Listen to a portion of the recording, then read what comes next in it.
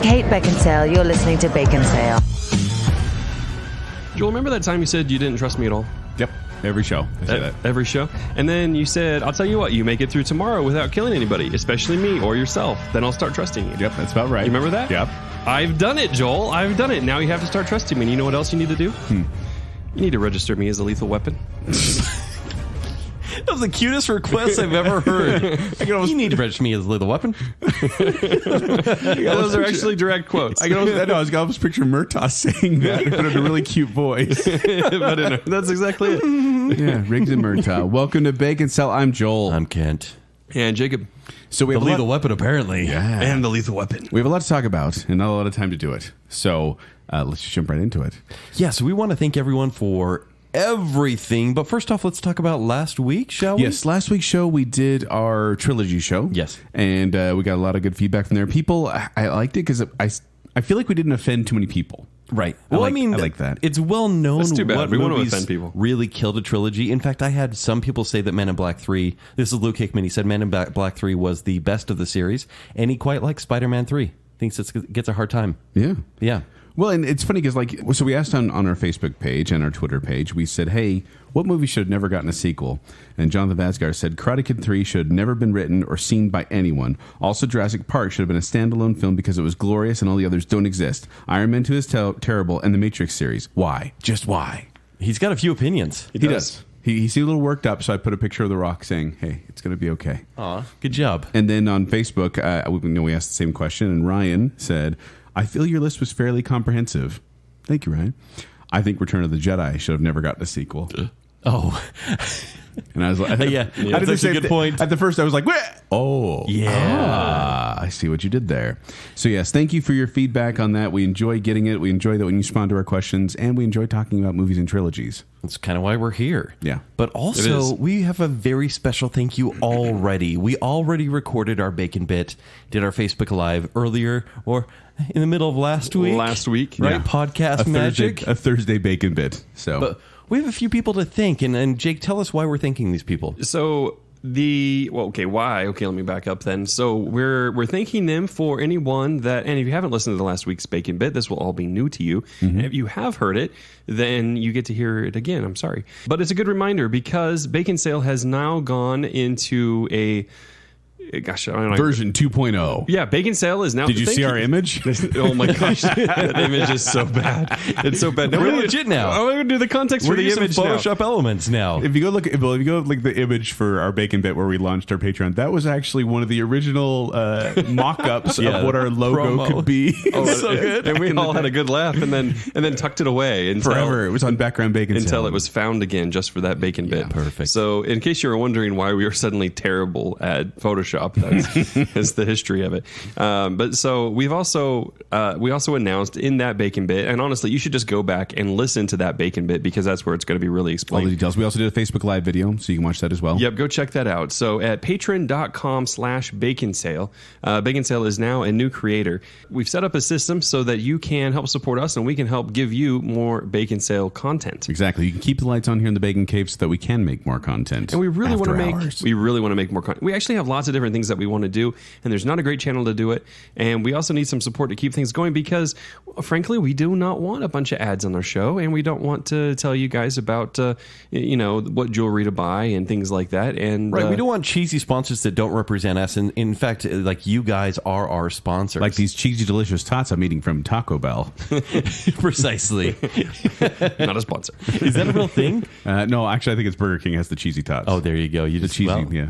But another reminder, though, and I've mentioned this on the Bacon Bit as well, but you need to know here, if you sign up, and this is actually really cool, and I need to know how many days are left from this day.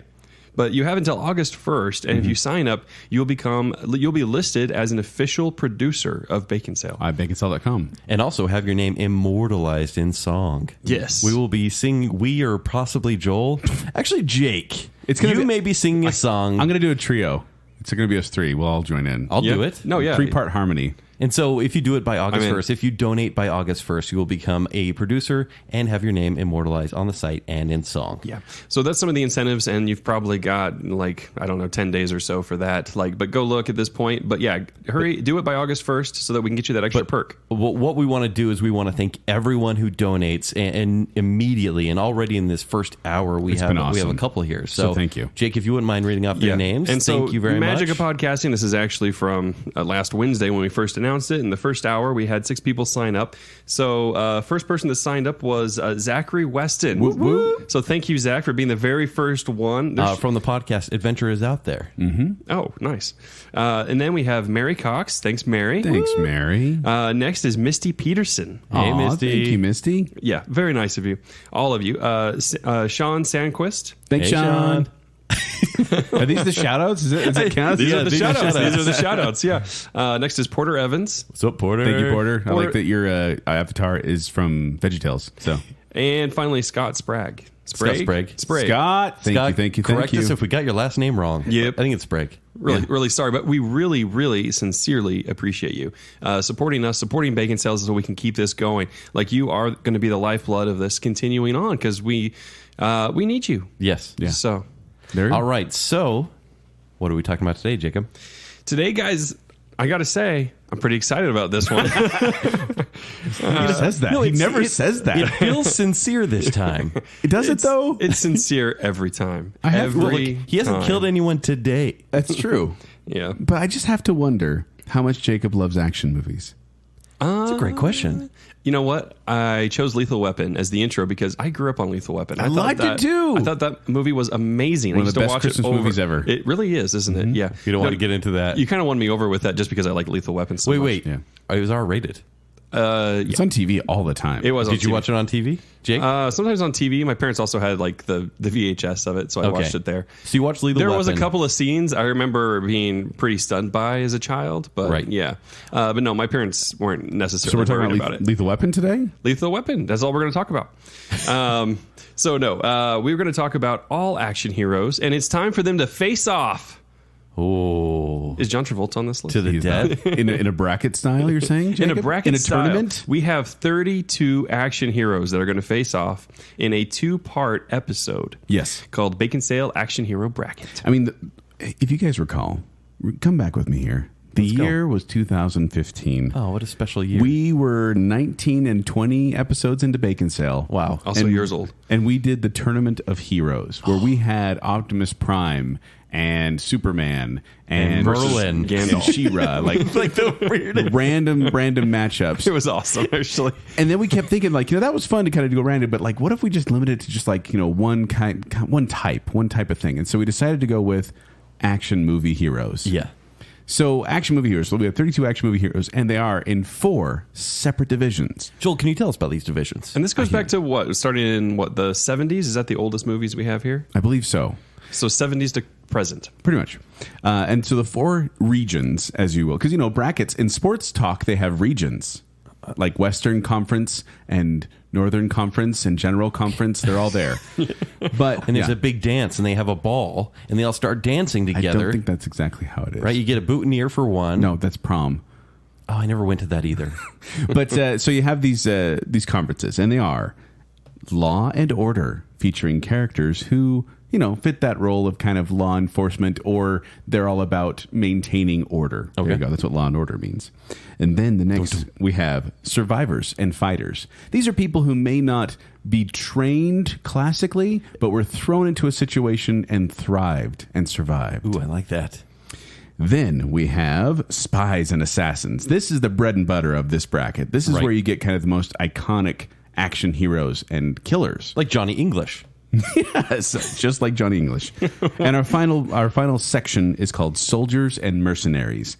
Now, these are, I want to bring this up because these are like, the ex-military, ex-CIA, ex-Black Ops who just, kind of found their way into it, or they're soldiers in the movie they're in. Right.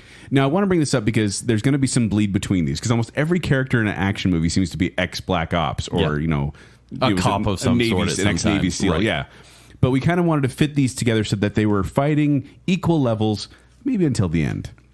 And if you haven't heard of our bracket show style before, this is how it works. Joel picks one. Yeah. I argue. Yeah. Jake picks the winner, or based on the If argument. you guys disagree. Yes. There's a 2 out of 3 thing. So if 2 out of 3 pick it, then it goes. If we disagree, then Jacob's going to be the tiebreaker. Exactly. And you guys have to convince me in this case.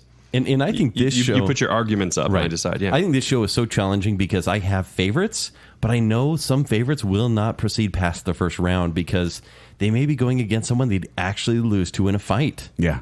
And that's the thing. They're in, and now we've struggled with this before. What are the conditions of the fight? Whether it's a cage match or a Hunger Games style arena, or they're in space, whatever it may be. In fact, I've created a battleground for each of these contestants. Have you? Well, that's actually Like- the way it's worked like out is Mortal we Kombat. decide individual battlegrounds. Well, and that, I think kind of what we decided is it's kind of a Hunger Games style arena where they're trapped in a smaller area.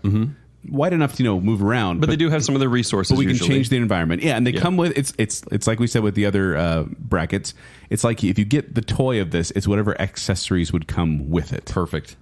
So there we go. There's Okay. all the red tape. Let's jump into it. All right, so the first match is going to be John McClane Yippee-ki-yay. From Die Hard, versus John Creasy. from Man on Fire. People are going to be quite confused because half of these characters are named John or Jack. Yeah, pretty much. That's a tough guy. There's a lot of name. that. And Man on Fire, if people don't even remember, Denzel Washington. What year was that? 2004. It's actually a remake of a 70s movie as well. Yeah, Which I didn't even know. I learned that in my research. It was so weird. Yeah. So okay, John McClane from Die Hard, Die Hard 2, Loaded Weapon 1, Die Hard with a Vengeance, Live for Your Die Hard, and A Good Day to Die Hard. Wow. Can I just bring this up? Yeah, please do. I don't Does he understand the die term hard? Die Hard.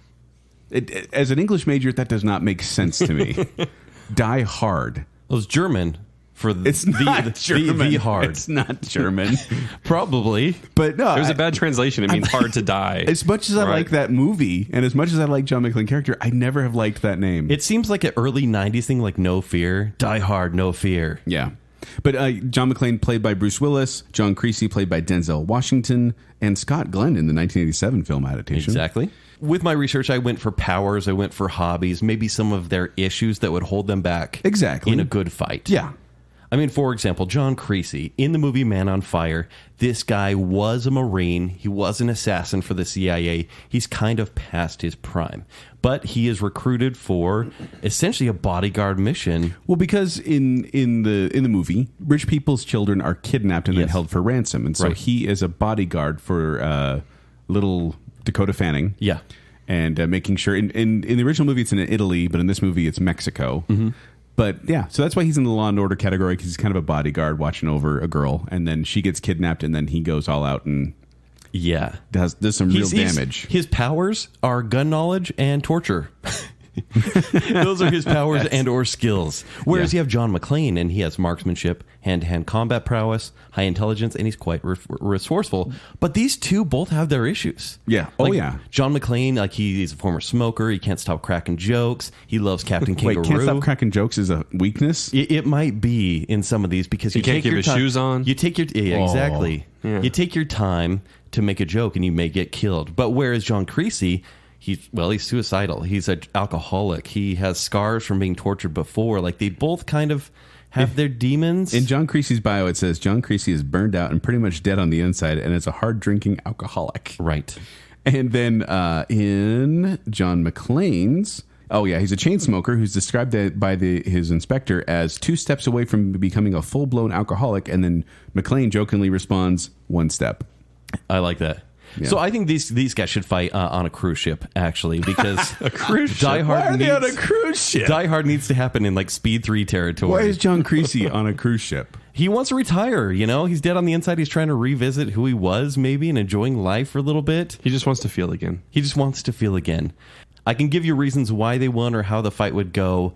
I do think if John Creasy had like a sniper rifle, there's a good chance John McClane is out. But John McClane would not make himself very visible for Creasy to do this to him.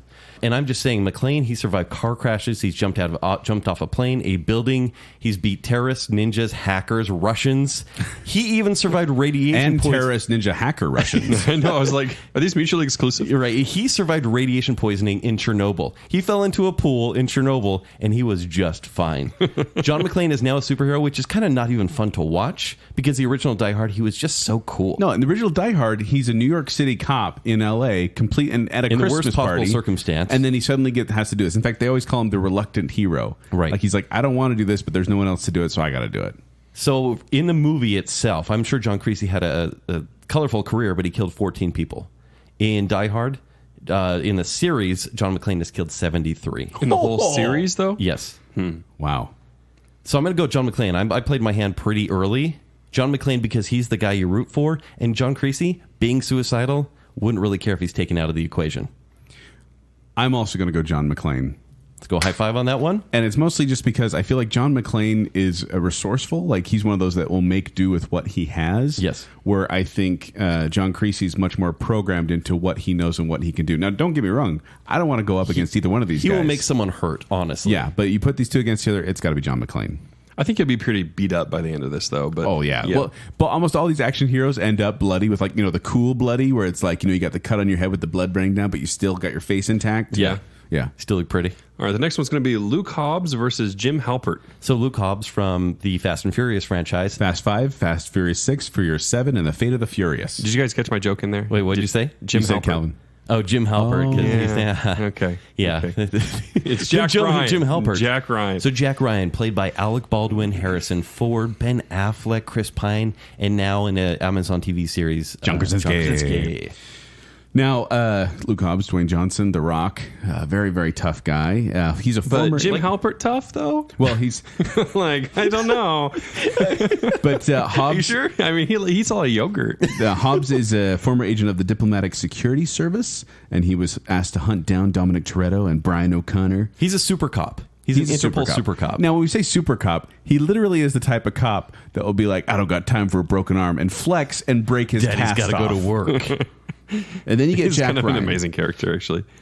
Jack Ryan, he is CIA. CIA analyst. He's an analyst, right? Yeah. Yeah, he's an He analyst. was also in the Marine Corps.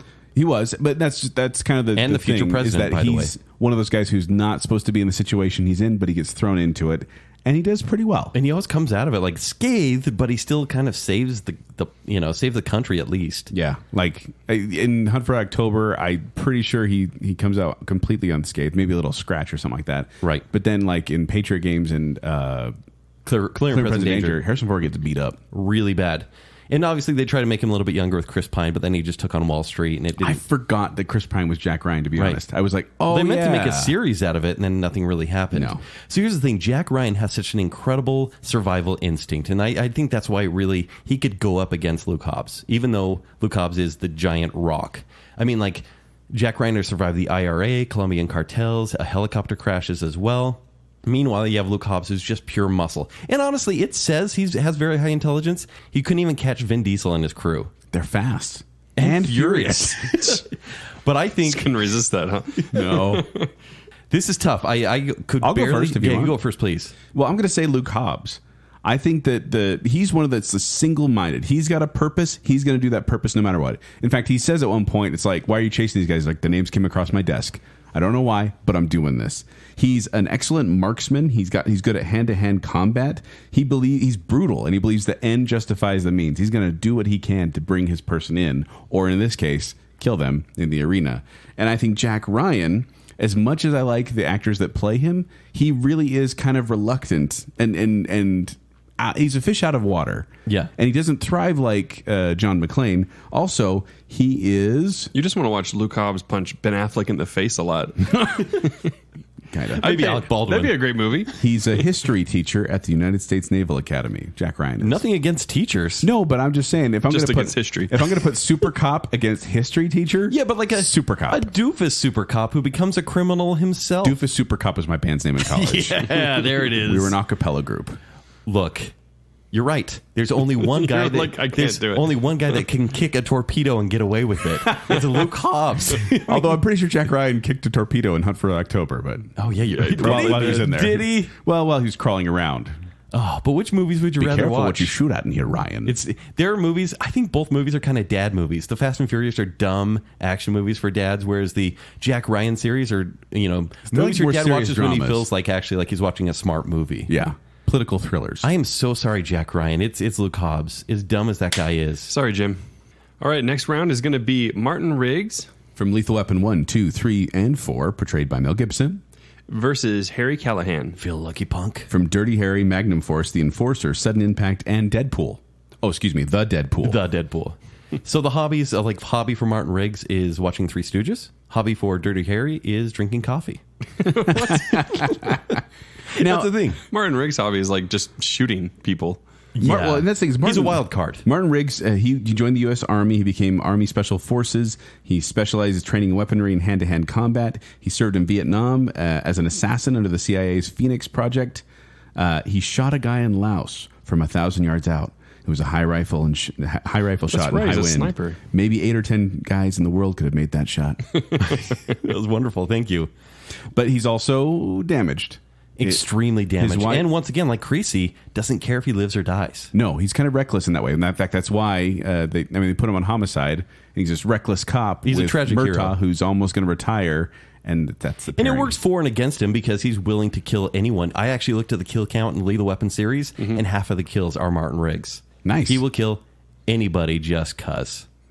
Yeah, he shoots a lot of folks. But then you get Dirty Harry. Dirty freaking Harry. And Dirty Clint Harry- Eastwood. Go ahead.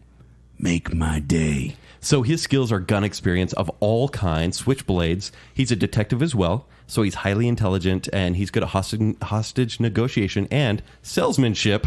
Well, that'll help him a lot. Leadership, and basically, like, he is this loyal hero. He's also an anti-hero. If you've seen the movies before, Yeah. He is a cop that is willing to get his man at any means necessary. Well, and the funny thing is, he's kind of the prototype. Like, he was kind of the original loose cannon, doesn't play by the rules. There were ones before, but he was kind of the iconic, like, oh yeah, a cop who doesn't play by the rules. That's cool. And he spawned so many copycats. Right. So I think these guys are both a little dirty. So this is taking place in a trailer park. And I'm going to play my hand here. I'm saying it's Dirty Harry because he just doesn't care. Riggs is willing to lose because he doesn't value his own life. And Dirty Harry will actually get his shot without the need of feeling lucky. Here's where I'll disagree with you, Ken, Okay. because I'm going to say Martin Riggs. Sure. And it's because, in the first Lethal Weapon, he kind of has that struggle with I don't want to live. But then he gifts the bullet to Murtaugh as a Christmas gift, if you recall. They're besties. And then after that, he's ready to do anything, but also he has a wife and a child involved now in the later Lethal Weapon movies with Rene Russo. So he has a lot more to live for and a lot more to kill for. And he is tough. Martin Riggs is tough. He got completely blown away basically in Lethal Weapon 3, I want to say. Well, he gets tortured in survived all it. of them, doesn't he? Oh, he gets tortured and he survives. But you're also leaving out the fact that, Dirty Harry seems like a lanky guy, but in the movies, hand-to-hand combat is one of his specialties. But, okay, here's the other thing. Hand-to-hand combat in 70s movies is basically throwing punches. It's pimp slapping someone. But then you get Martin Riggs, and he knows like Krav Maga and Capoeira. Like that fight He knows scene. Capoeira. No, he doesn't. He may know Capoeira. He may know. But- he just made that up. He probably does. Well, Look, here's the thing. You can throw a good several punch. styles of martial arts is what it says You can here. throw a good punch, but Dirty Harry has that Colt 45. No, but here's the other thing. So Martin Riggs, first of all, great sniper. Secondly, he carries his Beretta around. He's got that with him. Right. And thirdly, the guy, remember the fight scene at the end of the first one when they're fighting? Yeah, but they broke some lawn furniture, and that's Gary about it. Busey. He was there was a downpour from a fire hydrant that got knocked over. His shirt was off, and he jumps up and wraps his legs around his neck and actually chokes out Gary Busey. Harry Callahan's not going to see that coming. Dirty Harry is not going to see that coming. Dirty Harry doesn't need to see that coming because he already put 2 shots in him. No, okay. Have you seen Dirty Harry, Kent? Yes. Because I was going to say when The he's, first 2, anyways. Well, yes. yeah. But he's a snipe when he's trying to snipe things. He's not that good of a shot. He misses. I don't know if you remember that. No. I'm pretty sure that was one I was thinking of. You're making things up again because I'm it pretty says sure that's what I was thinking in of. his skills, gun experience, it's high proficiency with shots. It was, but at the same time, he's keep this going. trying to get what's his bucket, the killer on the roof, but he Who's misses. the better Oh, yeah, I cop kinda remember that. anti-hero? It's Dirty Harry. No, because never needs to feel Mel lucky. Gibson. I'm telling you, It's not knows about who's exactly- the better anti-hero. Knows exactly how many shots he has left. CIA assassin versus And by the way- a cop who doesn't play by the rules. I think he Callahan loses his hold of his sidearm 4 times during the course of the series, And one guy tries to kill himself while watching Three Stooges. but he doesn't. That's a good story. but he doesn't. That's what he'd do. That's what Martin Riggs would do. He would start doing a Three Stooges routine. Isn't he a drug and user jab- too? Isn't Riggs a drug user? No. You know who takes out drug users? Dirty Harry. They call him Dirty for a reason. No, I'm telling you right now, Martin Riggs would do the Three Stooges double-eye poke in Callahan. He'd be He'll like, never get what that are you close. doing? Get off my lawn. And then Riggs, bam, bam, bam, unload. Please. Plus, as we know, Martin Riggs always wearing a vest. Remember? They did guess that what? drive-by shooting. That's true. Blasting Dirty through the Harry windows? never needs a vest because no one's ever shot at him because he got them first. No, he did not. All right, so just facts alone here. It seems like Facts. facts. Let me get back to the facts. It seems like facts. Feels like facts. Bacon All right. sale. No, here's what we're going to say instead. I think the only way Dirty Harry is going to kill Martin Riggs is if Martin Riggs is standing in front of him and has made no other effort, and then he pulls out his 45. Do you know why? And shoots him He'll be twice. in his trailer park and he'll be watching Three Stooges. So, because if Riggs's specialty is sniper and hand to hand, and he's good with close range, I don't think, and he's got all that He'll try to experience and snipe everything. Dirty Harry, and Dirty Harry will be in his Cadillac. Dirty Harry's up there doing and it's like fisticuffs. bulletproof. Aha! I think you gave him his due, Dirty Harry, and he deserved it. But this one's got to go to Riggs. Yes! Shame. All right, so next match is going to be J.J. McQuaid, who I don't even know. From Lone Wolf McQuaid, played by Chuck Norris. There we go. Let's just face it. This movie, well, we'll get into it in a sec. Who's the next one? Versus Brian Mills. Brian Mills. From Taken, Taken 2, and Taken 3. Those never existed. Portrayed by Liam Neeson. Now, he shows... there's other movies that Delta Chuck Norris has Force. been in. Delta Force was immensely popular. He was in Right. movies with Bruce Willis. Or Bruce Lee. Was he? Okay. Well, actually, he was in movies with Bruce Willis with the Expendables. But the Lone Wolf McQuaid character was a former Marine, Yeah, was he? former Marine. He's Who's now also a a Texas Texas Ranger. Ranger. And it's actually this movie that Walker, Texas Ranger was based on. But they couldn't get the rights to use McQuaid because that was the book and all that. So Right. they said they just named it Walker, Texas Ranger. So Brian Mills, he's a former CIA agent, just like everyone else on this list. So he's highly intelligent. He has excellent detective skills, hand-to-hand combat, and guns and knives. His hobbies are hanging out with his daughter, barbecues with friends, and playing poker and watching TV. Whereas J.J. McQuaid has a pet wolf, but he does have an issue. It's romance. So Well- I believe this battleground, this romance, is taking place in the mountain wilderness. Oh, man. It could. Okay, And all right. Lone Yeah. Wolf McQuaid, he lives in an old rundown house in the middle of nowhere with his pet wolf. I don't know. Brian Mills should be in the city, though. He can track anyone, anywhere. He wants to be out with the wolves because they're gray. Okay. You get it? Okay. Yeah. Experience with wolves. But also, J.J. McQuaid has a teenage daughter named Sally, and he has his ex-wife, who he's on good terms with. But he enlisted in the U.S. Army, and he's a Marine. His son-in-law was in the Army, and they had mutual respect. Or his future son-in-law, I guess, the boyfriend. I'm getting muddled. Right. So, It feels wrong to put Chuck Norris versus anyone because Chuck Norris himself would just No, right? win this entire bracket. no, here's the thing. But I think he's humbled by his roles. I brought this up on the Heroes bracket. I'll bring it up again. I enjoy the Chuck Norris humor. Okay. But I think it is like a patronizing humor. Like, oh, yeah, Chuck Norris. He's so No, cool. he's awesome. Did you know that Chuck Norris has a bear rug in his living room? No. It's not dead. It's just afraid to move. See? Chuck Norris for the win. No, here's the thing. Chuck Norris's roles haven't been great. His action movies, they made money for the early 80s, but that's kind of where it stopped. There's nothing really all that significant. Delta Force is okay to watch, but they're just bad movies you watch on a Saturday afternoon on TV. I know, but I'm just trying to understand, like, why? Like, why him? Why do all the action stars in the world, they went, that guy. That guy. The ginger beard. So I'm going to go with Brian Mills. I think he struggled with wolves before, but he also knows how to stop them. So he can stop J.J. McQuaid's wolf. Also, McQuaid falls in love, and he keeps too much collateral around. I think that's a weakness when you have an attachment to people. And I hate to say that because these are heroes, and so there should be healthy attachments there, but McQuaid gets a little too involved. And This isn't about your personal life, Ken, okay? These are action heroes, okay? I want to be an action hero, but having too much collateral there, like I will say that Mills eats collateral for breakfast. So it's Brian Mills for the win. No It's joke old. there, Joel? No, I was just thinking of how he's a very particular set of knives for his breakfast. Yes, there you go. No, Brian Mills. He has a very particular set of skills he has acquired over a very long career. He's a retired CIA operative. He's divorced, as is J.J. McQuaid. And Brian Mills joined the United States Army at 21, and then he joined Army Special Forces at 23. He joined the CIA and worked as a preventer, as he called it, a paramilitary officer. This is actually a tough one for me. Because are you going This is Chuck Norris, tough, actually. Chuck Norris versus Liam Neeson? Or are you Well, going it's because characters? I also have a hard time accepting Liam Neeson as an action hero. But that first movie, no, he was so effective. He is. But it's just funny to me that he's become this action star when I'm like, Liam Neeson? Yeah. Really? Like, so I guess that's why I'm having a hard time with this, because both of these guys I kind of look at and I'm like, meh. But I've got to give it to Chuck Norris. Really? I think I do. You mean J.J. McQuaid, not Chuck Norris? Well, I think It's hard to separate. Well, let's just face it. We're doing Chuck Norris here, Kent. All right, it's Walker, Texas Ranger. But I just see him. I mean, he's a hand-to-hand combat. He can do a lot of martial arts. Brian Mills, good with a weapon, but getting on in years. And this is Chuck Norris in his prime. Is it? I think J.J. so. McQuade. Okay, J.J. McQuade, sure, whatever that means. But Liam Neeson in Taken 1, he takes on the entire European underground and destroys them. Guys who are 20, 25. Who cares about Chuck Norris, J.J. McQuade at some age? These are guys that are the dirtiest of the dirty. It's basically the mob over there working in a really dirty circle. So guys that have not showered J.J. McQuade, are worse? J.J. McQuade was buried in his truck.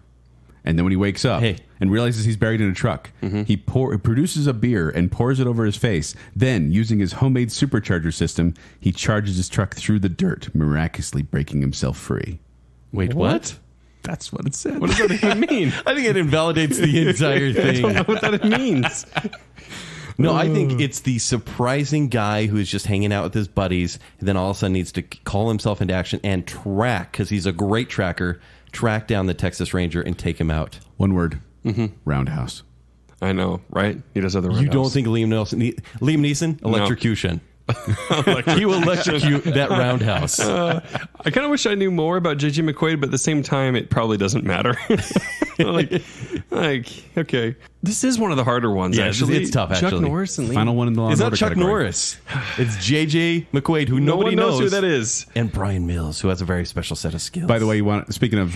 he didn't know anything about where his daughter was. She was in France. He was on a phone with a guy, and he tracked these guys down and found his daughter. Listen, that's actually the thing that's working against him for me right now. How? Is because he's really motivated to save his daughter in Taken, right? Well, I don't feel like he was that motivated to do anything else. Like, but that's just it. So in Lone Wolf McQuade's getting his trash kicked, and then his daughter Sally runs up to try to help him, and the bad guy strikes his daughter Sally, and then he starts to... It says, provoking McQuade into a frenzy of hits and kicks that defeats the enemy. They're the same character then, because you hurt their daughter, they'll come after you. Here's the other thing. So the power of Chuck Norris. This film was originally rated R, but Chuck Norris appealed the decision to the MPAA and succeeded in getting the film rated PG. Pansy!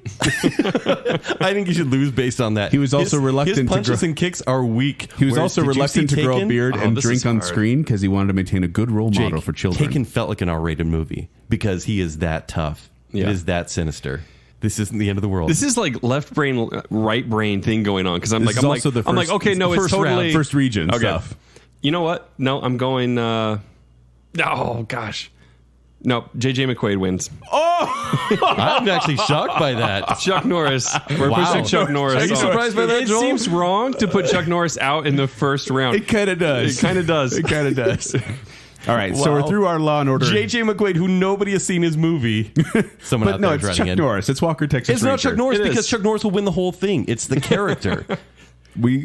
Just know that. It's Chuck know Norris. that based on your Okay. on your Okay. vote. Okay. So now we're into the survivors and fighters section. People that may not be like classically trained, Right. but are able to survive in situations. First up is going to be Indiana Jones From some adventure movies you may have heard of. versus Lara Croft. Tomb Raider. Yeah. So let's talk about their jobs. Indiana Jones, played by Harrison Ford and River Phoenix, I might add, is a professor of archaeology. Mm-hmm. Also, he was a military colonel. Yes, he was ranked colonel in the Yes, United States where- Army He's a in World War professor. II. That means Kent's going to vote against him. No, that was Joel who doesn't like teachers. And then you get History Lara teachers. Croft, who her story ranges all over the place. It does. Like there's so many different versions, but she's an aristocrat or she's a bike messenger. Like it just depends which version you're going with here. But she is very athletic and wields 2 double pistols. Indiana Jones, he is a little bit clumsy, a little bit silly, and carries a whip. And he has a Oh, lot, you of were luck. giving him no credit whatsoever. No, so I'm- his skills say excellent in hand-to-hand combat. Excellent? Yeah, no, that's what it says. Excellent marksmanship, and this was off the Hero Wiki. Highly intelligent photographic memory and fluent in Hindi, German, Chinese, etc. Whereas I will say Lara Croft has a lot of skills, like gymnastics, leadership, incredible resilience, That's kind of cool, I guess. True. So I believe they are fighting in a tomb that's caving in. And I will say that Lara, she has a little bit of youth working for her. They are both great shots. I mean, Indy can take out 3 guys standing in the line. But Ken, I want to bring this easily. up. Yes. Because this is something, I'm not mocking Indiana Jones. He's one of the most iconic, cool characters ever. But producer Frank Marshall said, Indy is a fallible character. He makes mistakes. He gets hurt. That's the other thing people like. That he has pain and takes pratfalls and sometimes be the butt of his own jokes. He's not a perfect hero, and his imperfections, I think, make the audience feel that with a little more exercise and a little more courage, they could be just like him. Can you tell me who's the better hero? Who actually has saved the world from, I don't know, Nazis twice? Remember how from on their the hearts last being show, pulled out? on the Heroes bracket, you mentioned, if Indiana Jones wouldn't have done anything, Hitler would have died because they would have brought the Ark to Hitler. Hitler would have opened He it. was ready for His that. face would be melted. He was ready. That's true. You said that last time. You know what? Lara Croft is such a failure that she can barely get past 2 movies before they reboot it again and again. Guess what would have happened if the Nazis would have taken the Grail across the seal? What? It would have collapsed and they would have died. So He's not saving. He's fallible. He's a hero. He did People save can children get in behind. Temple of Doom. This is what I think would happen. They'd flirt while they were fighting, but here's the thing. As the cave is crumbling, they both fall off this cliff. There's a deep ravine that's going to kill one of them if they fall off. But they're both falling, and guess who has the whip to whip up to a branch and save himself as they're both dying? Doesn't she have the ice pick? And the gymnastic skills? Gymnastic skills, how is that going to help you when you're falling to your death? A whip, attach a branch. You know what I've seen Lara Croft do with a branch? Get impaled by it. You've seen it too. All Lara I Croft have, many times. has to do is pull out a snake out of her pouch and throw it at Indiana Jones. Look, there's a snake charmer in this bracket, and it is not Lara Croft. He throws a snake at her. He drops his whip. She gets it. She gets out. She does have the ice pick too. But I'm going with Indiana Jones. He is a good fight, though. Indiana Jones. Well, this is one of those where, like, literally she could win at any point, but I have to go with my favorite here. I do too, because I had a hard time with this one just because she has the double guns. She could shoot. Indiana Jones, though, is very good at dodging bullets. And he's also very clever about whipping guns out of people's hands. Honestly, for him, I think it's the luck factor. Indiana's totally. got like a really high, like 10 out of 10 luck factor, and Laura's got like a 0 out of 10 luck. Like, it feels like she's always being brutalized. If you've ever played her games, she can't even jump to ledges. Like, it's really she just kind of runs into them. Yeah. Very pixelated. All right. But the 2 archaeologists, I think that, good matchup, and Lara Croft, well done, but it's Indiana Jones. All right. Next up is going to be Ellen Ripley from Alien, Aliens, Alien 3, and Alien Resurrection, portrayed by Sigourney Weaver. Versus Max Rokitansky from Mad Max, Mad Max 2, Mad Max Beyond Thunderdome, and Mad Max Fury Road, portrayed by Mel Gibson and Tom Hardy. I had no idea that was his last name. Rokitansky. That's the stupidest last name ever. Rokitansky. By the way, let's name our character Rokitansky. But it's Mad Max. You don't need to know Rokitansky. What is it called? Mac Rokitansky. Stevens, Like, I don't know. Rude Rokitansky. It's because it's Australia. They're weird there. Ellen Ripley, her career is she's a warrant officer and a lieutenant first class. And Mac Rokitansky is a senior MFP officer. Now, we had Ellen Ripley in the original Heroes bracket. Yes. We actually had Indiana Jones. Indiana Jones beat Han Solo. Actually, Chuck Norris got defeated by Captain America. And then what a show. We had Ellen Ripley versus Sarah Connor, and Ripley actually won that one. Huh. Okay, so Ellen Ripley has the survival instinct. I think that's what her role in Alien and Aliens and all the whole series is. I think in Alien, she's a survivor. She's a fighter in Aliens. Yes, exactly. Yeah. And with a big suit and everything. But I do think luck kind of rules all. I mean, she has faced in front of an alien several times, and something always happens where the aliens kind of are in love with her or revere her in a way. And that's not right away. It gets really, really weird. So she doesn't die, even though she could have several times. And so Max is kind of like an alien, so he's going to fall in love with her, and then she'll get the edge. This is a really good fight. Like, I think this takes place in a junkyard, right? I think that in space. In space, it could be in space. A junkyard in space. Oh, a Mad Max in space! I'm so ready for that. That seems more. Oh, Fast a long and Furious. chase scene in space where they can only go so fast, so they can't get too close, but not close enough for phasers. That would be awesome. So Max's skills are intelligence, fighting, strategy, leadership, driving skills, obviously, firearm, and knife wielding. I'm going to go with Mad Max because I think this guy, he's ready to fight even when he doesn't have nourishment. The guy runs when he doesn't have water, when he doesn't have food. That's what the entire series is about. There's no oil, there's no food. But the guy can still fight for his life. They're both survivors. Yeah, the whole group's survivors and fighters. Right. But I feel like Max, great driver. But, I just don't think he's as much of a fighter. Like, you think of Ellen and her bravery. Ellen Ripley. Yes. Her bravery. In her underwear. Coming out in the mech suit at the alien being like, I got this. She outsmarted so many aliens and avoid getting her like the face huggers on her. She is good at what she does. And she's a fighter, and she would take down Mad Max. Do you know what would take down that mech suit? A car. A car has to just run into the legs. This thing is knocked over. No, the mech suit would just like right into the hood, smash the engine. And a car would knock her over. You don't think the force of a car would knock over that mech suit? Maybe, but she just demolished the car in the yes. process. So Ripley, she has a cat, which is like a good helper, but Max has a dog. A dog's going to take down that cat and then go after Ripley. A dog is going to take. It's ridiculous. Also, here's why I think Max wins. This is why. Okay, let's hear it. Max, in the latest movie, Fury Road, has had a face mask over his face. And so just in case Ripley throws out one of these face huggers to stop him, he's safe. He will not be impregnated by a face hugger. That's and he will true. be able to keep fighting. Mad Max. What weapons does she have? She is like 90 pounds wet. She has a flamethrower, first of all. Okay. That's going to come with her. She also has the mech suit. We talked about that. That's a weapon in itself. Mm-hmm. But Mad Max, the dude got his knee blasted out in the first Mad Max movie, and he's been limping ever since. The whole second movie, he has a brace on. He's got a bandage on. In the third one, in the fourth one, he's played by a different character because the other one's knee gave out. So You mean the other one said some racial slurs and then played Could by be a that. different character? That could be. You mean a guy that has actually survived all 4 of his movies instead of dying and becoming the clone and not being able to protect anyone he loves? Ellen Ripley was not a soldier to start out with, but as the movies progressed, she got colder, harder, and more warrior-like. These shows always go so Her long. biggest accomplishment is the longest recorded hypersleep. Yay! She killed aliens. I don't understand why you're not They getting fell this. in love with her. She had those Okay, movies a are so a convenient xenomorph- for not killing Ripley because she usually sits in the back with Paul Reiser and watches everyone else die. She defeated a giant Well, and creature she with uses acid blood. space vents and I stuff. think she can take on a guy in black leather. in a car. She's going to In see the him. coolest No, here's the car thing. She's ever. going to see Mad Max in the black leather and think he's a xenomorph and take him down. No, that's not going gonna to happen because he's not going to fall in love with her like all the other aliens. She got a harpoon gun, flamethrower, mech suit. Mad Max has a car as long as the gas runs. A shotgun, any other gun, his fists, his actual brutal strength. Jake, you're going to have to pick. Well, I got to tell you, I've been Max this whole time, but Joel's making some really good arguments.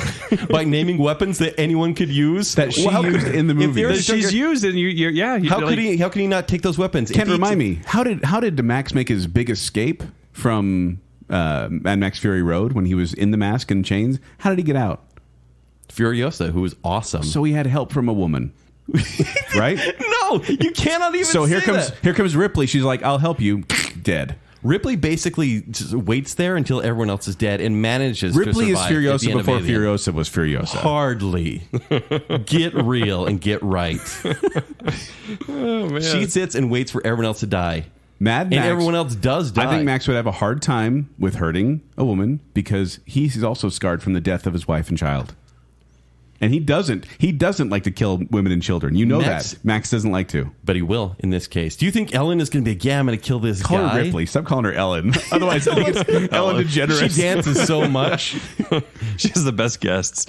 But look, I think even weapons aside, let's say the harpoon gun that you brought up stops working. The flamethrower stops working, right? Because there's suit- no gas in this world. So how is a flamethrower going to work? If I'm they're in always amazed space, at Mad Max So are they movies. just in a junkyard and they're fighting each other and there's yeah, no let's toys? say they're in a junkyard, but you can grab anything you want. But it is actual brutal. So she would strength. build herself a mech suit while she was in the junkyard and take down Mad Max. while he hits her with his car. No, Immediately. he's gonna be driving around being like, "I'll find you." Yeah, there's so many mech suits in a junkyard, but no cars, right? She'll build Ripley it. is pretty resourceful, honestly. If there's anything that she does well, She surrounds herself with a team that dies first. That's all she does.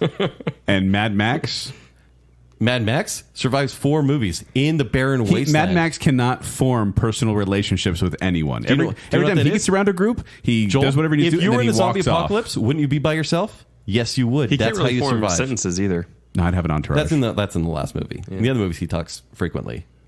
Well, Kent, this one's on you. Because I was Max all along, but man, that Ripley argument's pretty good, Joel.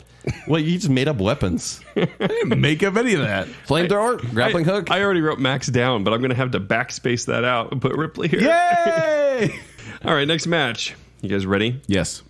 Paul Kersey. From Death Wish, Death Wish 2, Death Wish 3, Death Wish 4, The Crackdown, then Death Wish 5, The Face of Death. Wow. Played by Charles Bronson and Bruce Willis. I was going to say, and Bruce Willis, right? Is that his name in the Bruce Willis one, too? Paul Kersey. Oh. And versus Katniss Everdeen. From Hunger Games Catching Fire, Mockingjay Part 1 and Mockingjay Part 2. Yeah. So, portrayed by Jennifer Lawrence. Paul Kersey from Death Wish. As Charles Bronson, he's an architect. As Bruce Willis, he's a surgeon. Kersey's father was an English American who originated from Northern England, and his mother comes from Provo, Utah. Fun fact. So Katniss Everdeen didn't really have a job. She was just kind of a worker bee in the coal miner district in District 12. Right. And then you get to Paul She got Kersey. free bread. Kersey served in World War II, and he was served in the Korean War in the medical corps. He's an architect. Yeah. He grew up around guns and is a good shot. Actually, in the new version, he's a doctor, he's right? self-taught. Yeah, he's self-taught. Yeah, he's a doctor. It's weird because anyone in Kersey's life, like it's usually his family dies or someone related to him dies and he goes crazy. But by I read that by 4 and 5, he actually just enjoys it. He enjoys he's more of a sadist. Killing. Yes. But then you get Katniss Everdeen, who wasn't born into it, but then she volunteers as tribute, and she becomes a ruthless killing machine who also loses a lot of members of her family, and it drives her to become more cold and more sadistic. Yeah, and so I haven't really picked a winner here. I'm going to have to just go here, but when she gets cold, she just gets PTSD and kind of shuts down. Like I noticed that in the movies, that it kind of became boring because she doesn't really do anything. And I wouldn't really say she's a ruthless killer because she's only killed 10 people in the Hunger Games. Only 10 people? Paul Kersey, 150. What? Whoa! During the franchise? Yeah, 150. Wow. I would say Katniss Everdeen is a product of those around her, like PETA dressing up as cake, or whatever he was, a tree branch. But I do think she got lucky based on the rules of the Hunger Games, based on the Tracker Jackers. But I just feel like where are they fighting, by the way, Kent? Let's say the streets of the capital on this one. Okay. So in the middle of a city, essentially. Because here's the thing: is I feel like long range, Katniss definitely has the upper hand, like with the archery and whatnot. Yeah. Yes. And then also she's really good at setting up traps. But I think close range, that's going to be Paul Kersey, just because he's brutal up close. Well, do you want to hear a really tragic backstory behind this fight? The reason these two are fighting? Okay. Oh, no. Guys, go for it. Apparently, President Coin, played by Julianne Moore, was Paul Kersey's sister. Oh, no. Yeah. And remember, spoiler alert, she kills President Coin at the end of Hunger Games. So her death actually brings Paul Kersey to town, and he's willing to go through every district to get Katniss. And look, she has the youth, she has speed, stamina, she's agile, she's a marksman, but Paul Kersey has the drive, and he's just a ruthless killer by the end. Katniss is a skilled tree climber. And she has a singing voice that is so beautiful that birds stay quiet to listen. This from the Wikipedia. So you're going with Paul Kersey? Yeah, Paul Kersey. Well, here's my thought on this, because I haven't. The show's very long. Yeah, already, I haven't made any decisions. Like I tried not to make any decisions until we started recording. But I thought about it, and the more we talk about it, I feel like Paul Kersey was put into a negative situation, and he became the darkness. Whereas I feel like Katniss was put into a negative situation, and she thrived, but she's broken because of it.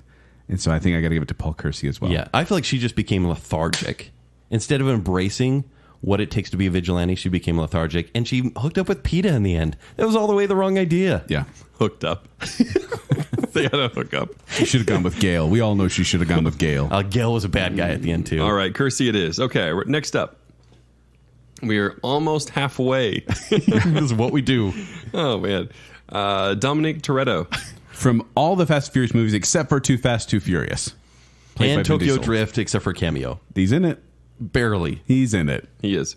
Versus Sarah Connor. Sarah Connor. From Terminator 2 Judgment Day and Terminator Genesis. Portrayed by Melinda Hamilton and Emilia Clarke. This is an interesting matchup. So Dominic Toretto, instead of focusing on skills, I want to talk about his criminal activity, which escalates by the movie. For example, he's actually put in prison that he gets out of recently before the first movie because of assault. Then it's Grand Theft Auto. Then it's just straight up theft that he tries to steal from the cartels. Illegal street races, a prison fugitive, and then by the end, he's a rogue agent. He's used all that to form a career as a super agent, super cop, and he becomes a rogue agent, so the Interpol is after him again. When's the next one come out? I don't know if they're going to make it at this point because Luke Hobbs is getting his own movie. Because he's getting his own, That's right. Yeah, and there's been some kerfuffle behind the scenes. Oh, a kerfuffle. Yes. And whereas Sarah Connor, her job, Waitress. Oh, come on. You don't mess with the waitress. Oh, come on. I'm messing around, Joel, obviously. Please. So here's my argument. I'll play my hand right now. Okay, go ahead. Dominic, Vin Diesel, he lives life a quarter mile at a time. Nothing else matters. That's all he's doing. The short game. Sarah Connor, she's in for the long game. When she found out her future, she was planning. Like John Connor said, she dated guy after guy after guy, all these mercenaries, learning different skills because she knew she had to prepare her son and prepare herself. So she's going to date Vin Diesel first? Is that so I'm saying she is one who plans and prepares and would be ready for this fight, where Vin Diesel would be like, after we're done with this barbecue, how about we fight? Let's say grace first. Everyone hold hands. Family. Bang! Dead. Joel, no fate but what we make. Sarah Connor is a self-trained marksman, like you just said. Right. Like she is decided to become a vigilante. She was a very weak person. The character arc for Sarah Connor was fantastic in that series. Her gun explosive knowledge could easily take down someone that drives fast. All she needs to do is build a timed mine, put it in his Dodge Charger Daytona's engine. He's done. Well, here's what I think. This is how I see it playing out. Okay. They get in hand-to-hand combat. Vin Diesel, he's a good fighter. Like, he takes on The Rock a couple times. Right. Even And though he's significantly shorter. He beats down Sarah Connor to the point where she's laying down on the road. He goes back to get in his car and run her over, and when he turns that ignition, boom, she's rigged the car to explode. Remember how tough she was in T2? So tough. That is a reasonable scenario. I can see the story going like that. All right, Sarah Connor for the win? Holy cow. Sarah Connor. You agreed on Sarah Connor? Oh, totally. All right, we're done with survivors and fighters. Now we're into spies and assassins. This is a big one. This will take us the most amount of time. This is already a long episode. Next match is going to be James Bond. From 24 official Bond movies and 2 unofficial Bond movies. Unofficial ones, huh? Played by Sean Connery, George Lazenby, Roger Moore, Timothy Dalton, Pierce Brosnan, Daniel Craig. Versus The Bride. From Kill Bill, Volumes 1 and 2, played by Uma Thurman. So James Bond, he's an MI600 agent, whereas the bride, she is a high-ranking assassin of the Deadly Viper Assassin Squad. She's Black Mamba. Black Mamba. Beatrix Kiddo. Her codename is Black Mamba. Indeed.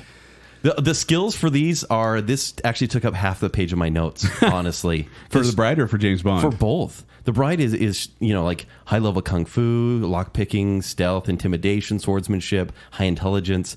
Her kill count is 76, right? Okay. James Bond, I can't even begin to talk about the skills they have on the site because he's basically a superhero, except I didn't know this.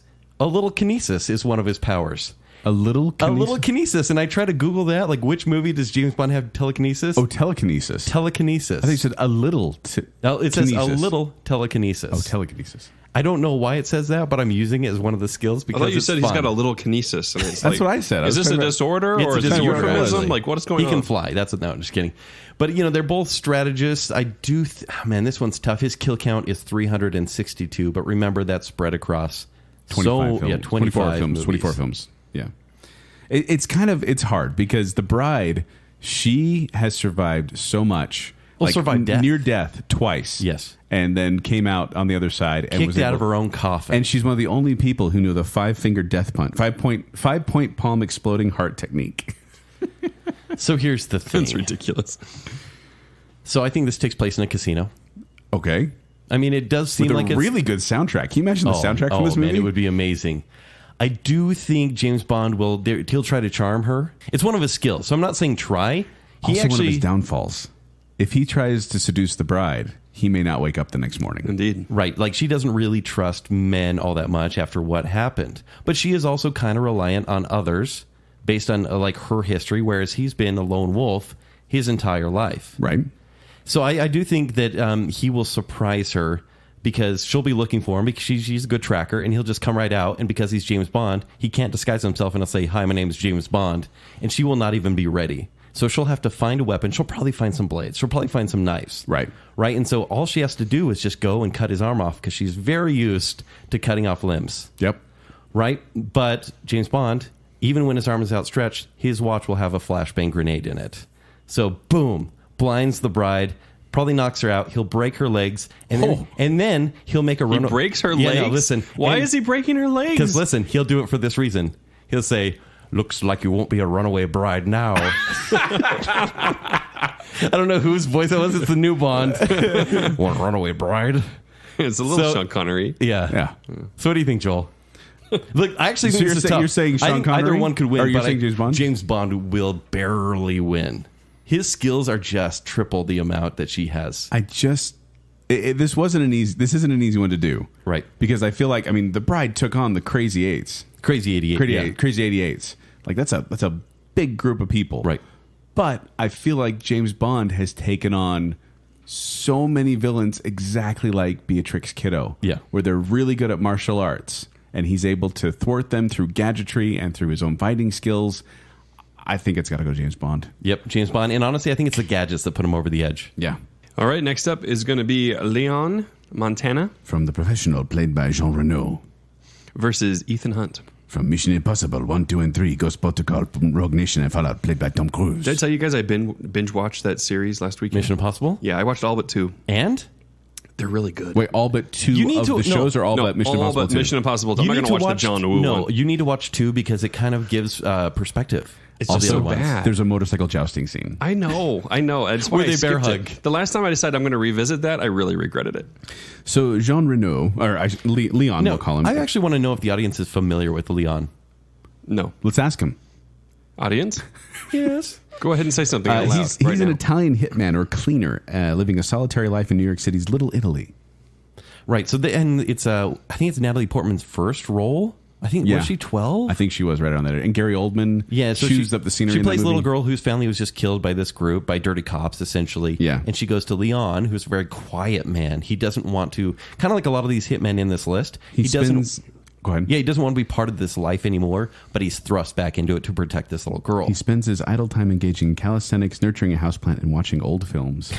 Oh, that's so sweet. Whereas we have Ethan Hunt. He's a former U.S. Army Ranger, IMF, which is Impossible Mission Force, which I love that name. He's a field agent and a team leader. Yeah. And he can hold his breath for 6 minutes. And they're both trained assassins. I mean, you get, obviously, Leon that's what he does. He's a professional cleaner, quote unquote. He takes care of things that need cleaning.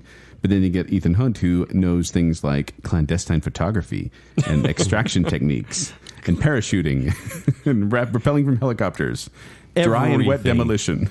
So I think this battle takes place on the Eiffel Tower. Ooh. Because it's got to be a big set piece. And I mean, I haven't seen the new Mission Sweeping Impossible camera, yet. drone shots. This is going to be good. And I do think, look, if you've seen The Professional, you know that Leon, in his apartment building, can protect himself very well when he hides. Yeah. Like anyone comes in, it's almost like he'll take him out in the tunnels, essentially. Like it is really tough to get him if he is like a mouse caught in a corner. Like he will fight back. Ethan Hunt can kind of go anywhere. And if you remember, Jean Reno is in Mission Impossible, the first one. He is. And he's dirty. Yep. And Ethan Hunt takes him down. Yep. This is how it's going to go. So I don't think Leon has any notable skills other than hiding and killing anyone who gets close. Is he the helicopter pilot? Yes. Okay. Yeah. So here's what Ethan Hunt will do. He will dress up as Matilda, young Natalie Portman. with the mask. And he will come up and be like, the mask. Leon, I'm back. I'm back, Leon. He's about the Protect same me." height as a 12-year-old girl. Perfect. This is perfect. And Leon will say, oh, Matilda, welcome back. And then all of a sudden, Ethan Hunt, boom, shoots him right in the face. Done. Or gives him that gum with the red light, green light, and has him chew it. That's very elaborate. I mean, already it's pretty elaborate. You want some gum? So, Joel, what do you think? I think that Hunt is a master of disguises, stealth, espionage tactics, and according to his profile, he has been taught the Brazilian martial arts of capoeira. Everyone knows capoeira, according Also to you. lip reading. Ellen Ripley knows capoeira, It's Ethan according to you. Hunt. It's Ethan Yes. Hunt.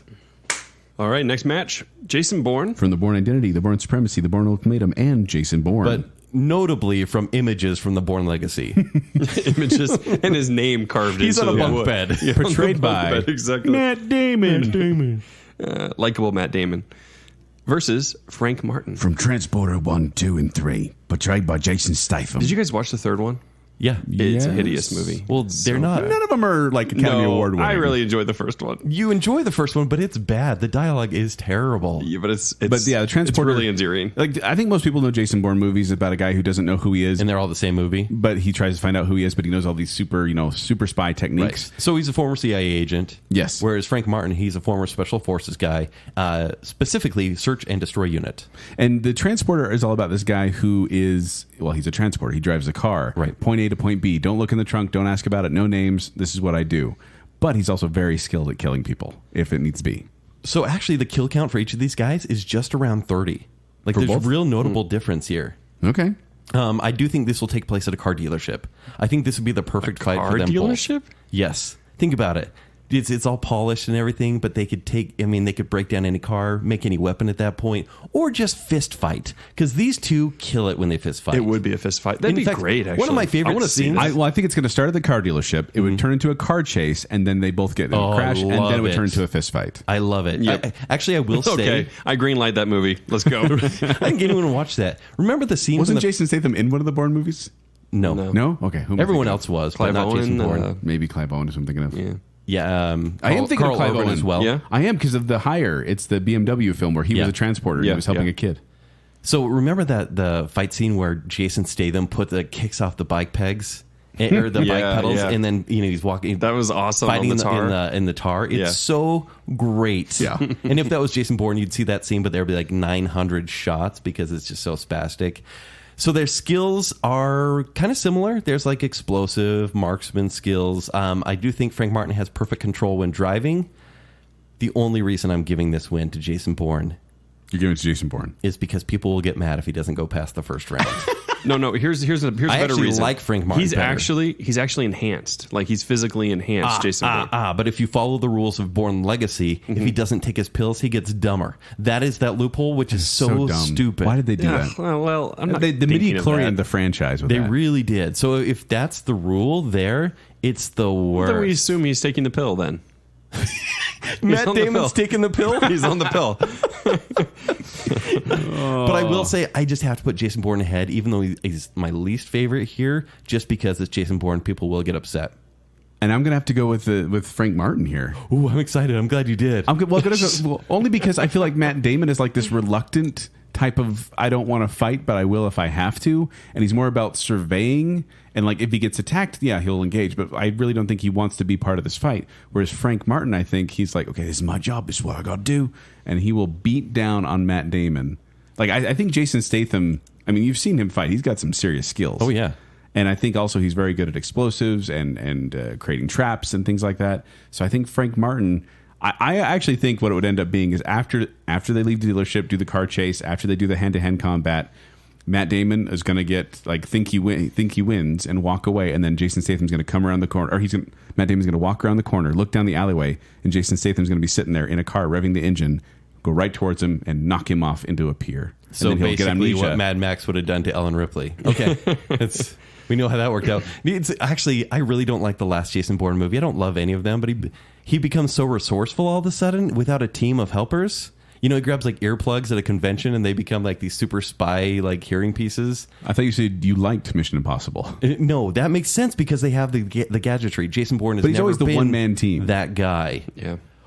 Okay. Oh, I will say that the driving skills of Frank Martin and knowing how to control your car that way. Because Matt Damon can survive a car crash. Look, Joel, I'm saying this right now. I want to say Frank Martin. I really do. But I'm worried about the backlash we will get if Jason Bourne gets out this first round.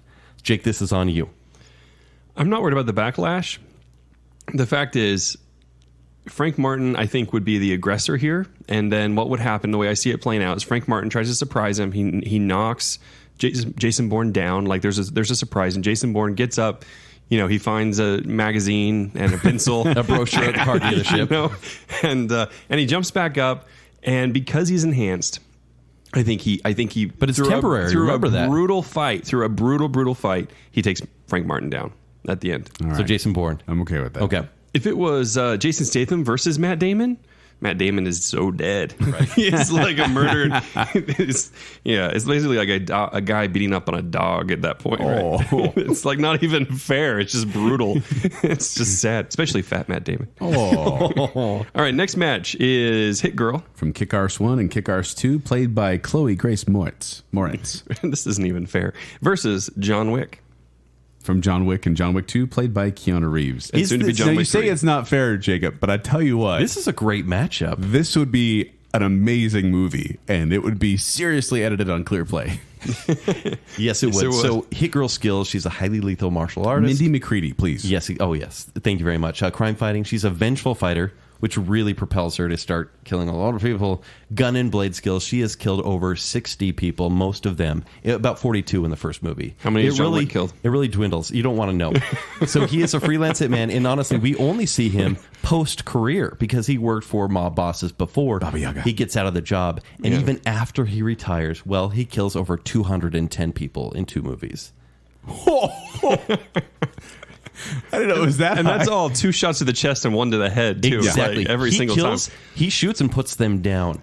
Excellent marksmanship, combatant skills, utmost precision, and vehicular skills. You've seen his driving, and vast high intelligence. But Hit Girl also has extensive driving skills on her motorcycle. She's very good at that. Right. But here's the problem. They're going to fight in a pet store. Oh. Yeah. So Minnie no. McCready will do her In a best. pet store? She's gonna kill a dog. Accidentally. She's gonna accidentally kill a dog. No, here's the thing. So I actually think she has the energy and youth. She does. If you've seen that awesome scene at the end of Kick-Arse, where she takes down all of those guys, it's incredible. But he has the experience. Her pink hair and outlandish outfit makes for an easy target. And also, and this is actually said in the second movie and in the comics, her strength is limited by her youth, which can cause her to be over-reliant on her weapons.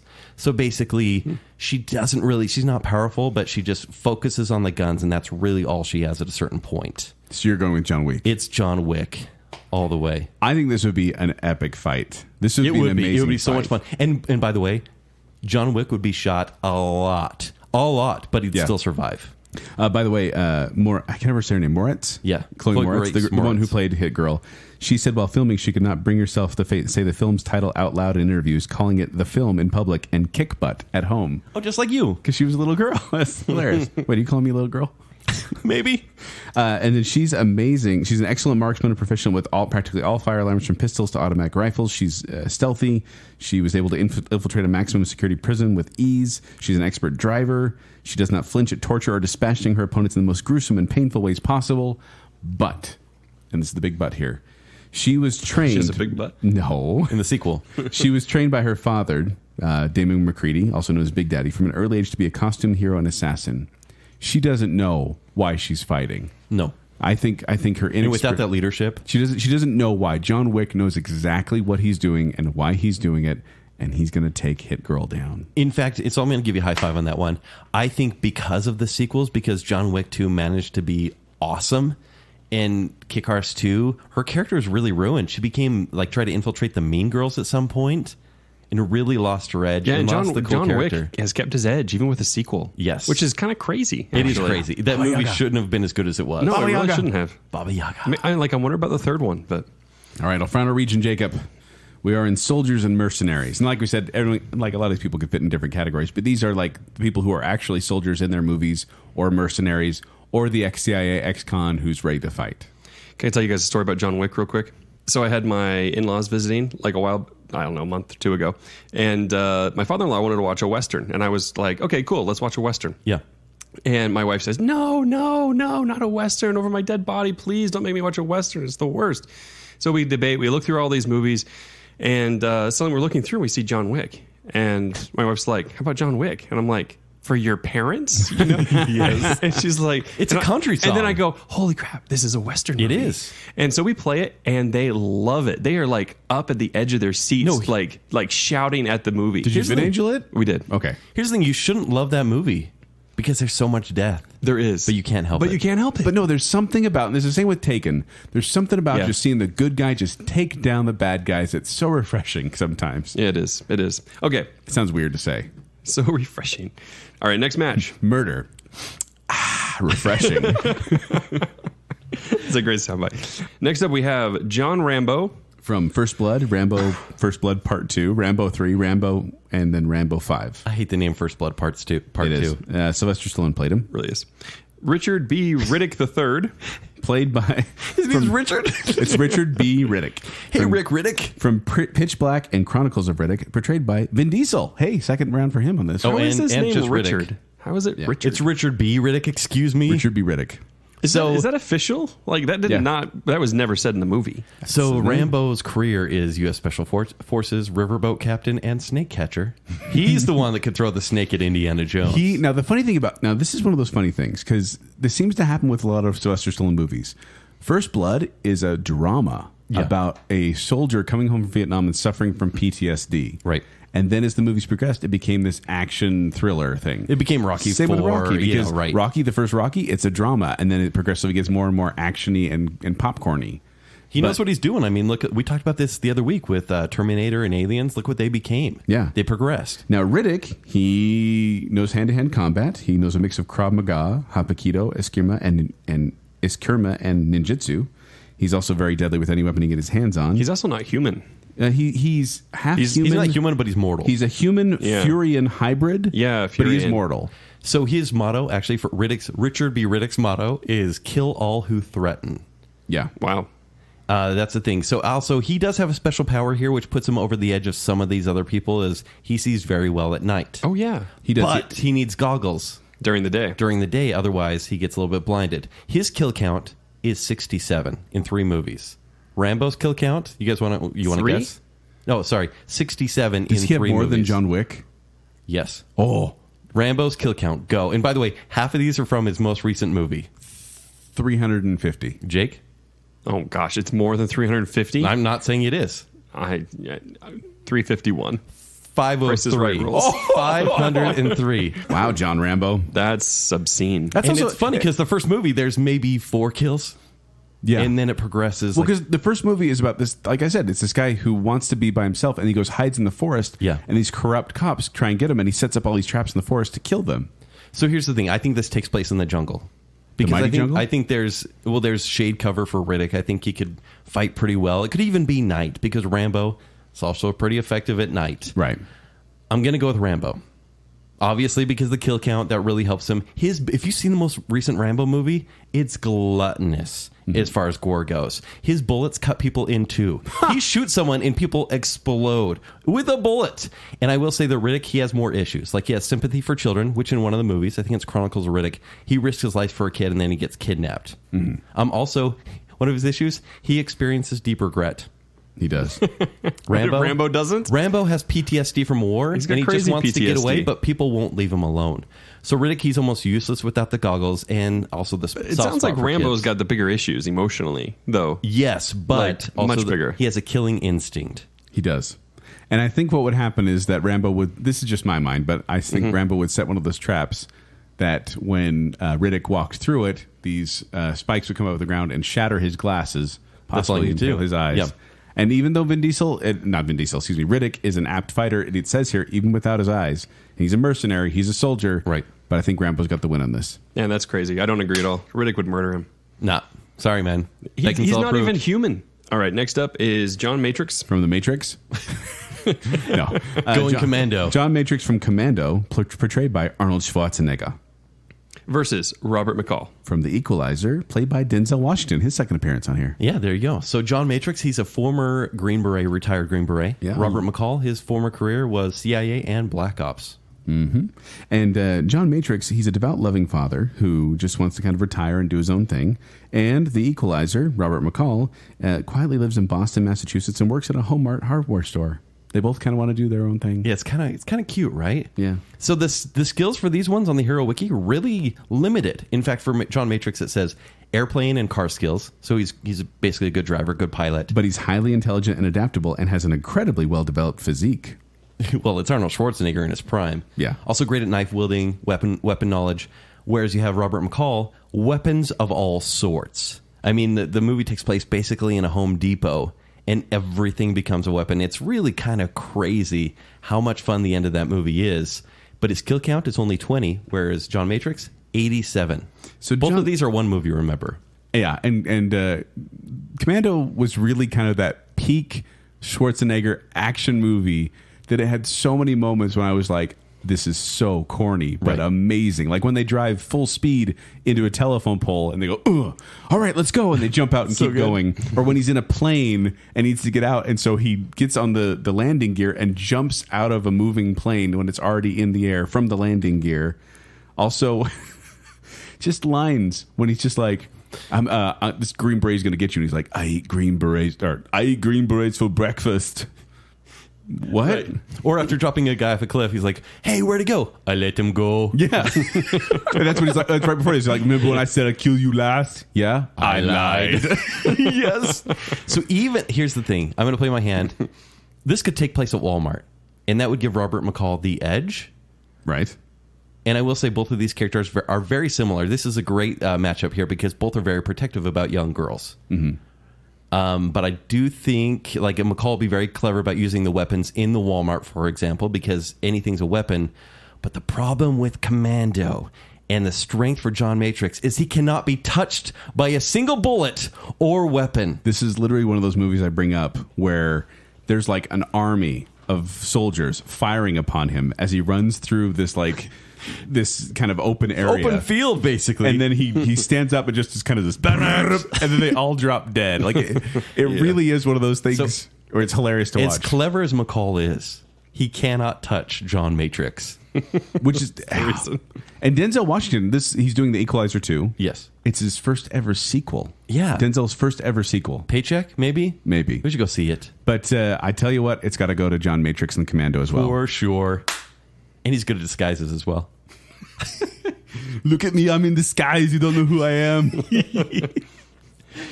All right, gentlemen, there's two left. First up is a guy named Chance. Say his last name in Cajun. Baudreau. That's close enough. Chase Baudreau. Baudreau. From Hard Target, portrayed by Jean-Claude Van Damme. Okay. Versus Jack Reacher. From Jack Reacher, and Jack Reacher Never Stop Reaching. Oh, man. Reach sequel. forever. Portrayed by Tom Cruise. So, Chance Boudreau, he's an out-of-work Cajun merchant seaman. Okay. Yeah. So he was there, and now he's home. He Hard Target, if you've ever read Most Dangerous Game, where it's like this guy who hunts man, that's what kind of Hard Target is about. This guy is setting up hunts for homeless people. Right. And Chance Boudreau is one of those. He's in the right place at the right time to help these people. But he's ex-military. Right. So Jack Reacher, he's a private investigator, U.S. Army officer, military police. I mean, he's Jack freaking Reacher. Skills for Chance Boudreau, exceptional martial artist. He is, I mean, Jean-Claude Van Damme after all. And is there one sequel for this movie? For Hard Target? Yeah, I think there's Hard Target 2, actually. Maybe, but I don't know if he's in it. But he's got a kill count of 31. Whereas Jack Reacher, he has outstanding martial arts capabilities, extensive knowledge of military weapons, outstanding marksmanship, and he's killed 35 people. So we have two fighters here. These are straight up fighters. I will say Jack Reacher, he's a great sniper. They're brawlers. He can do anything, but these two will end up brawling. Jack Reacher is 6 feet 5 inches, weighs 210 to 250 pounds. Right. In the books. In the movies, he's Tom Cruise. Right. Yeah. So I do think this will take place The size of Matilda. Right. This could take place in the Bayou, for example, and I do think we'll give Bordeaux the edge here. Yeah, we'll give him the home territory. Might as well. But, you know, Joel, I'm gonna have you go first on this one. Well, so they wanted Kurt Russell to play the part of Chance Boudreau, but then they got Jean-Claude Van Damme, and they're like, oh, John Woo was like, we can do so much more with this. This was John Woo's first American film. Okay. And I feel like, I mean, Chance Boudreau is a former Marine Force retcon. He knows how to fight. In fact, he kills the end guy, spoiler alert, by attacking with a flurry of blows and then drops a grenade in his pants. So what? That's what happens. So that's a great date right there. No, friendly. But then you get Jack Reacher, and he was one of those. That was one of those movies where I watched. I'm like, wow, Tom Cruise is tough. Even though he's meant to be playing a 6'1" fighter. Yeah, he really does, and he's very, very good at it. And I like this about Jack Reacher. It says, Reacher generally goes with the flow of the fight, caring about winning more than how he wins. His favorite moves are headbutts, elbow strikes, and kicks to the groin. Yeah, he's a dirty fighter. He's a dirty fighter, and I don't think Chance Boudreau is going to see that coming. I'm saying it's Jack Reacher. It's funny, because even Tom Cruise, as small frame as he is, in Jack Reacher, it seems like he's so well built. That they used really good apple boxes to prop him up on. Yeah. Every punch that comes his way, he just takes it. He's really good at taking a hit.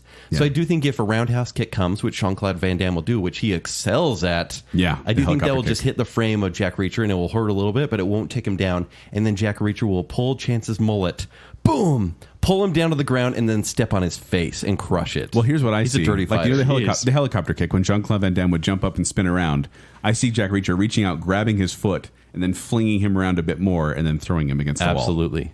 But Jean-Claude Van Damme versus Tom Cruise, though? Well, Now? I'm sorry. Have you seen Tom Cruise? He's tough. Jean-Claude Van pretty Damme. I mean, he's still Yeah. something. Still at, So we agree? at prime. Jack Yeah, Reacher? Jack Reacher.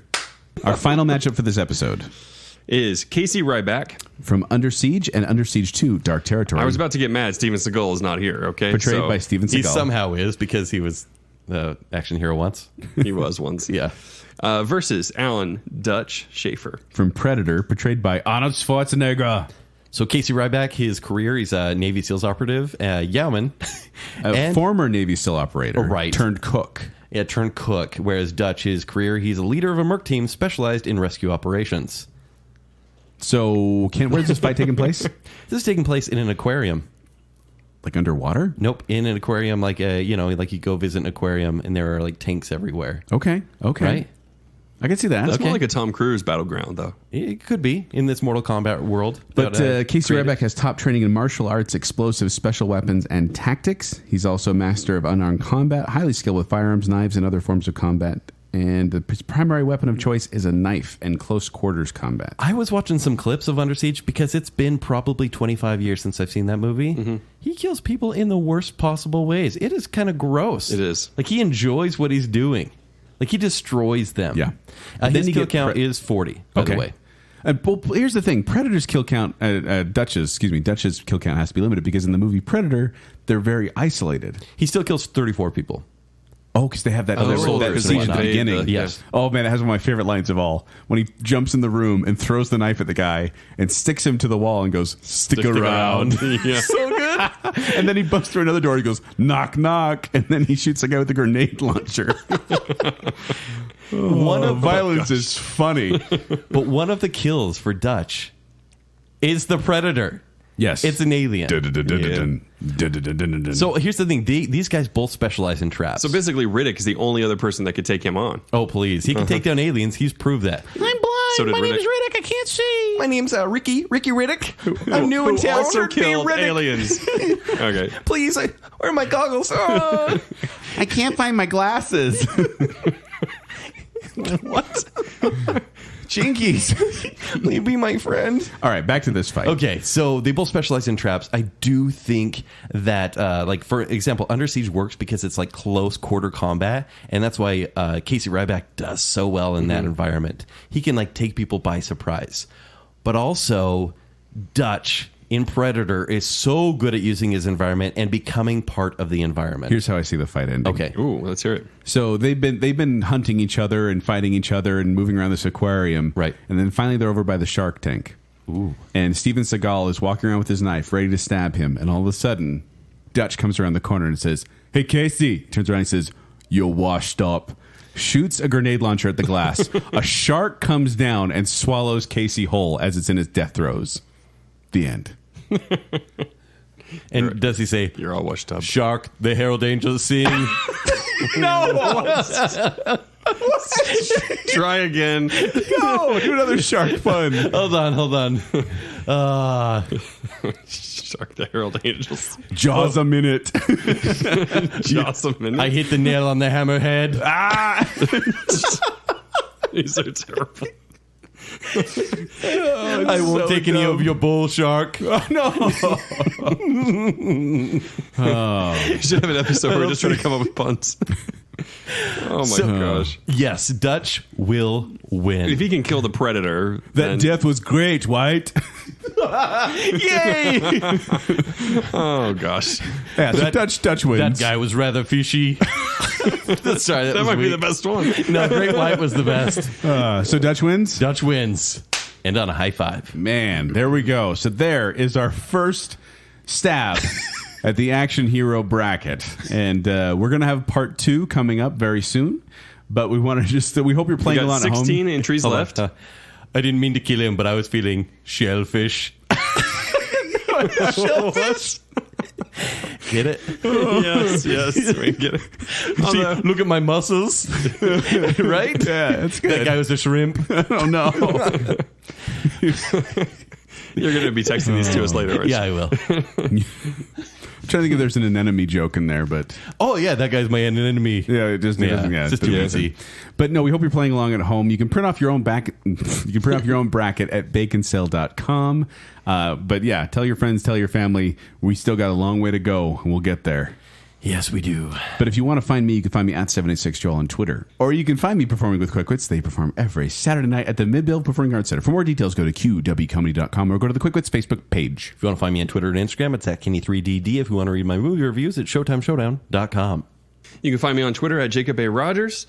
And also, if you're a Baconsale patron, you'd have gotten access to this Baconsale Action Hero bracket like 4 or 5 days ahead of this show being released. So if you have not gone yet, go do it right now. Go patreon.com/baconsale and look at all the cool stuff that you can get from us, which we want to give you. Just help us keep going. Yeah. And hey, chums, we're finished. Oh.